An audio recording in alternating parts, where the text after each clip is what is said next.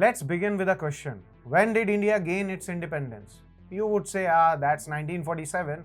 Even a kid knows that. Yes, and a kid must know. But what I point out here is that India gained its independence in a bipolar world of US and Soviet Union. And since then, the transition has never halted. From bipolar to America's hegemony, to the US moving closer to China, to the multipolar illusion, and to the stage we are at today, where India has emerged as a new pole of its own, having a distinct voice in the world, leading the global south, and denying to overpowered by anyone in the narrative war. Sometimes even going to former colonialists and telling them that the era of colonialism is over and they should grow out of the mindset that their problems are the world's problem. Yes, you guessed it right. Indian External Affairs Minister Dr. Subramaniam Jaishankar had said this in Europe, that Europe's problem are not the world's problem. He has also refused to be ruled over on the issue of India buying discounted Russian oil. India was accused of funding the Russian aggression in Ukraine. Yes, and what did the minister do?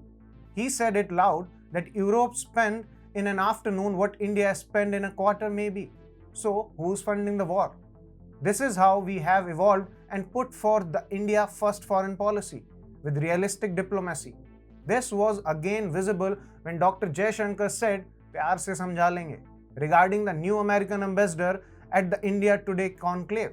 Like every time, he came, saw, and conquered. Namaste and welcome to TFI Post. I am your host, Shikhar Tripathi. Let's begin with the video report.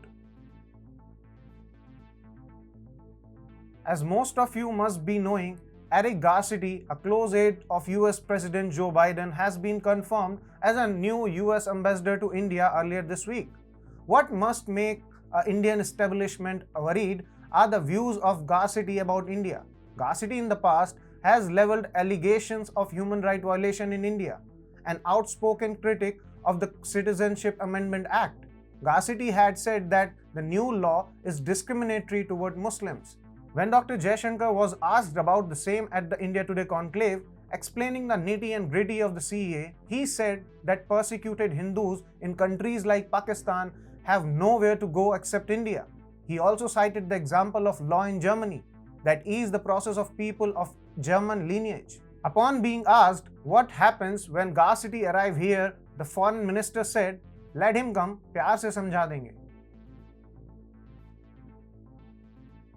Foreign policy is a tough pitch to bat on, but kudos to Prime Minister Narendra Modi, he has picked the right person for the job.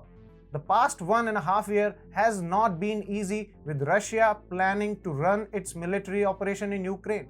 The entire world has been clearly divided in two groups. One sending arms and ammunition to Ukraine and imposing sanctions on Russia, the other standing strong with Russia. And here, India emerges with a third group of its own.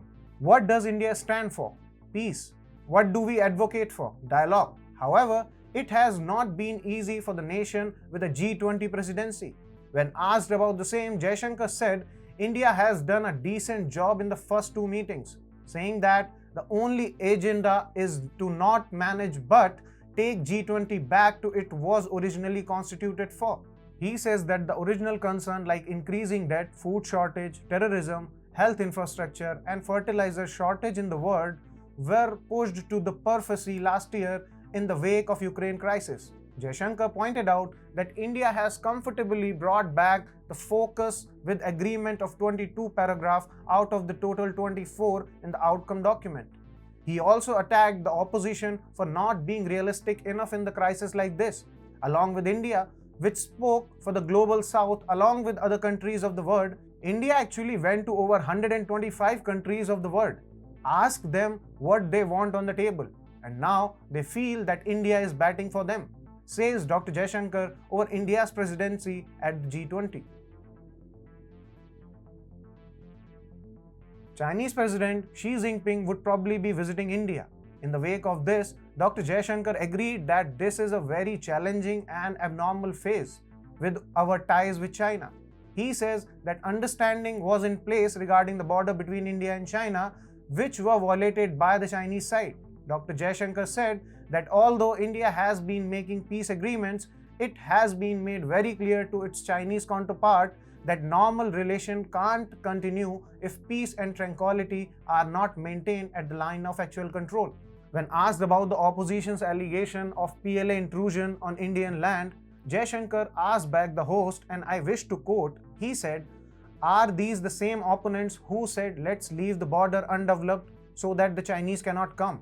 Adding that the fact that counter deployment has happened is not disputed by anybody until you are in opposition. He also attacked the previous decision of the Indian establishment unilaterally decided to give up area in 1950s and 70s, decisions to demilitarize and not patrol, saying that nothing in this government is unilateral. The Chinese side has to comply with the mutual agreement. He also shed light in construction on border areas.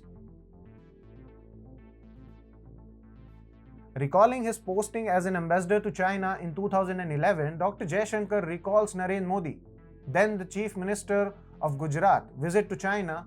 He says that Modi was the first Chief Minister to have ever asked for a briefing from him as the ambassador on foreign soil.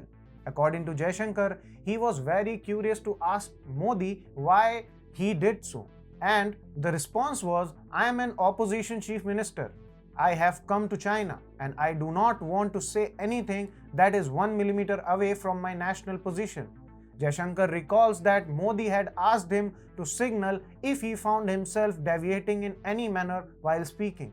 This was the response upon being asked about Rahul Gandhi's recent remark in the UK, saying that he feels bad as a citizen of India.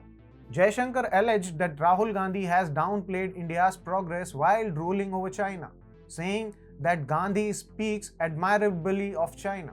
Jaishankar also attacked Rahul's flying remark on China's Belt and Road Initiative, reminding entire India that the same BRI goes through POK, that is Pakistan Occupied Kashmir, challenging India's integrity and sovereignty, pointing out that Rahul Gandhi did not have a word to say on the same. What took the hall by storm when Jaishankar said, "When panda hugger try to be China's hawk, it doesn't fly." Jaishankar spoke ferociously on the range of topics, ranging from Quad to 1980s economic disaster to the vision of Atmanirbhar Bharat. Jaishankar reminded how India buckled in 2007 and did not have a guts to stand up to China, thus highlighting that Quad was revived by Prime Minister Narendra Modi, and ended with talking about the relation with the neighbor in the West, saying that Pakistan has not agreed to give up cross-border terrorism, and until they demonstrate a way of giving it up, India may look at the possibilities. What does this signify? Simply disengage at the border if you want to have a relationship.